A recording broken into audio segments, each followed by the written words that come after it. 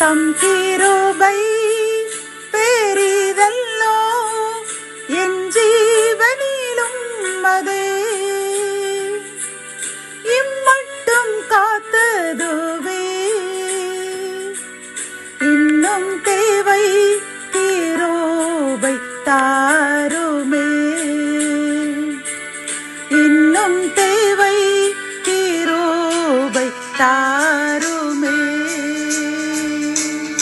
தேவனுக்கு மகிமை உண்டாவதாக.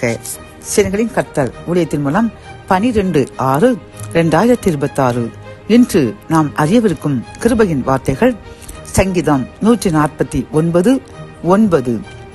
இந்த கனம் அவருடைய பரிசுத்தவான்கள் யாவருக்கும் உண்டாகும். கத்தோலிக்க வேதாகமம் இவ்வாறு கூறுகின்றது: முன் குறித்து வைத்த தீர்ப்பை அவர்களிடம் நிறைவேற்றுவார். இத்தகைய மேன்மை ஆண்டவர் தம் அன்பர் அனைவருக்கும் உரித்தானது என்கின்றது.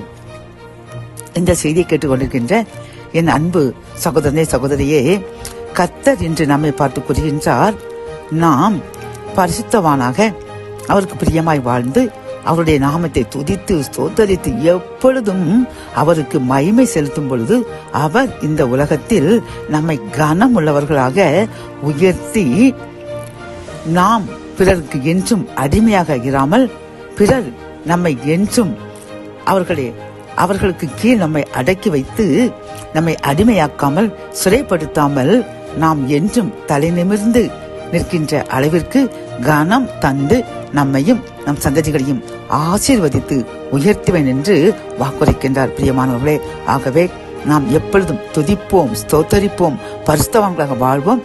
கர்த்தர் நம்மையும் நம் சந்ததிகளையும் கனமுள்ள பாத்திரமாக இந்த உலகில் உயர்த்தி ஆசீர்வதிப்பார். ஜெபம்.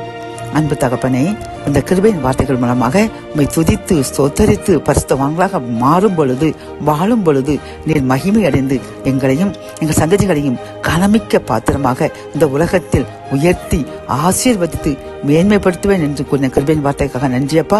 இதன்படி வாழ்வோம் என்று நாங்கள் தீர்மானிக்கின்றோம். வாக்கை நிறைவேற்றி கனமிக்கவர்களாக தலைமிருந்து நடக்க செய்து எங்களை ஆசீர்வதித்து உயர்த்துங்க. மீட்பர் இயேசுவின் முன் ஜெபம் கேளும் நல்ல தகப்பனே. ஆமென்.